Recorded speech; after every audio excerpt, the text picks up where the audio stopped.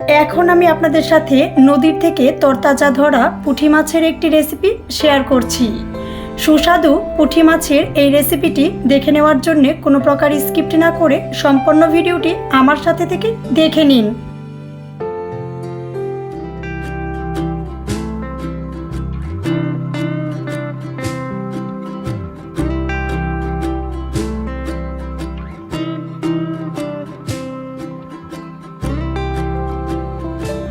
পুঁটি মাছের এই রেসিপিটা শেয়ার করার জন্যে পুঁটি মাছগুলো পরিষ্কার করে ধুয়ে নিয়ে নিয়েছি।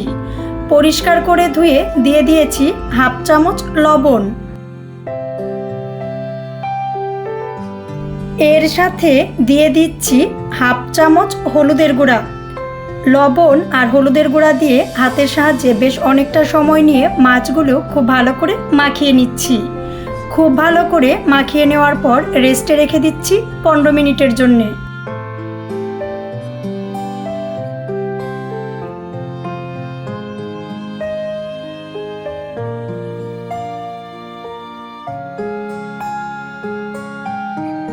প্যান খুব ভালো করে গরম হয়ে প্যান থেকে ধোঁয়া ছাড়া শুরু করলে দিয়ে দিচ্ছি সরিষার তেল। আমি বেশিরভাগ রান্নাগুলো সরিষার তেল দিয়েই করে থাকি, এর জন্যে সরিষার তেল নিয়ে নিয়েছি। আপনি ইচ্ছা করলে সয়াবিন তেলটাও ব্যবহার করতে পারেন। তেল গরম হয়ে তেল থেকে ধোঁয়া ছাড়া শুরু করলে মাখিয়ে নিয়ে রেস্টে রাখা মাছগুলো দিয়ে দিচ্ছি।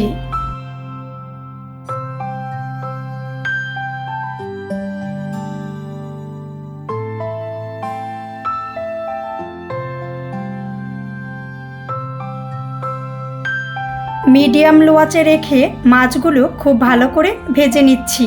কোনো প্রকার মাছ ভাজি করতে গেলে চুলার আঁচ খুব বেশি বাড়িয়ে দেওয়া যাবে না, এতে বাইরের অংশটা খুব বেশি পরিমাণে হয়ে যায়, ভিতর থেকে মাছগুলো খুব ভালো করে ভাজা হয় না।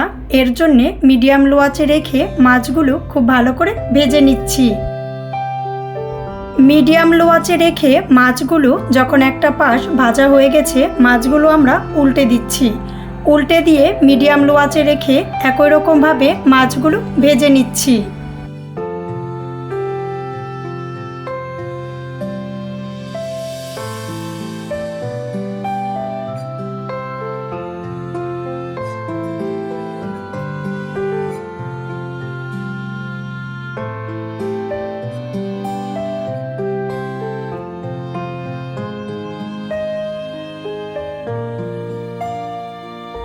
বেশ অনেকটা সময় নিয়ে মিডিয়াম লো আঁচে রেখে মাছগুলো খুব ভালো করে ভেজে নেওয়ার পর তেল ঝরিয়ে মাছগুলো আমরা তুলে নিচ্ছি।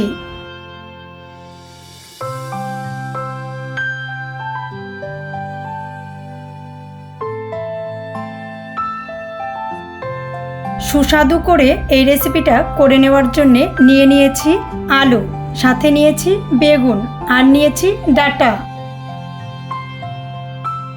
মিডিয়াম সাইজের একটি পেঁয়াজ কেটে রেখেছিলাম, ভেজে নেওয়া মাছের তেলে দিয়ে দিচ্ছি।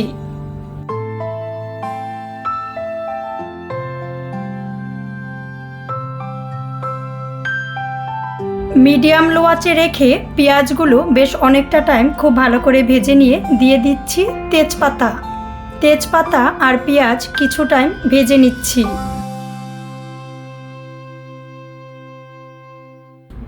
অল্প পরিমাণে দিয়ে দিচ্ছি জিরা।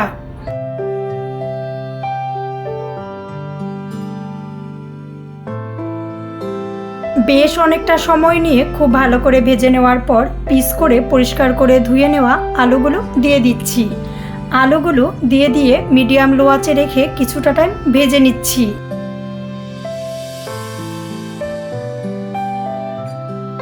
টেস্ট অনুযায়ী দিয়ে দিচ্ছি লবণ।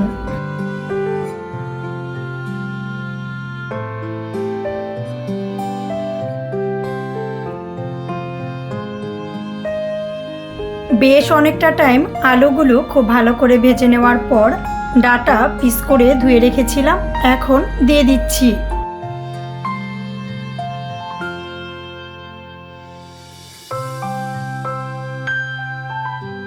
বেশ অনেকটা সময় নিয়ে খুব ভালো করে ভেজে নেওয়ার পর দিয়ে দিচ্ছি অল্প পরিমাণে জল।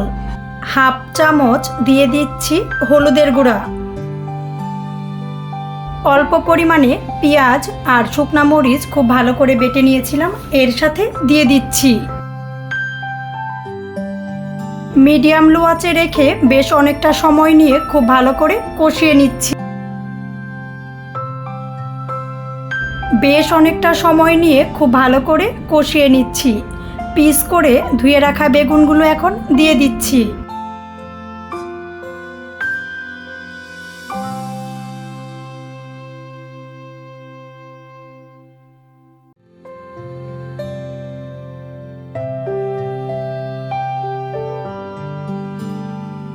মিডিয়াম লো আঁচে রেখে বেশ অনেকটা সময় নিয়ে খুব ভালো করে কষিয়ে নিচ্ছি। বেশ অনেকটা সময় নিয়ে কষিয়ে নিতে নিতে যখন জল শুকিয়ে মশলার গায়ে ঠিক এরকমভাবে তেল ছেড়ে দিয়েছে, তখন দিয়ে দিচ্ছি জল। জল দিয়ে দেওয়ার পর চুলার আঁচ বেশ কিছুটা বাড়িয়ে নিয়ে রান্না করে নিচ্ছি 4 থেকে 5 মিনিটের মতন। 4-5 মিনিট রান্না করে নেওয়ার পর ভেজে নেওয়া মাছগুলো দিয়ে দিচ্ছি।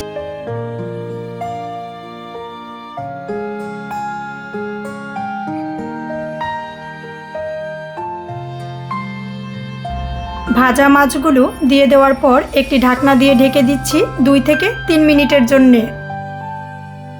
ঢাকনাটা তুলে নিয়ে আমি দেখিয়ে দিচ্ছি। মাছগুলো দিয়ে দেওয়ার পর ঢাকনা দিয়ে ঢেকে দিয়ে বেশ কিছু টাইম বলক তুলে রান্না করে নিলে মাছগুলো কিন্তু ঝোলের সাথে খুব ভালো করে মিশে যায়। এখন দিয়ে দিচ্ছি 1/2 চামচ ভাজা জিরার গুঁড়া। ভাজা জিরার গুঁড়া দিয়ে দেওয়ার পর একটি ঢাকনা দিয়ে ঢেকে দিচ্ছি 1 থেকে 1.5 মিনিটের জন্যে।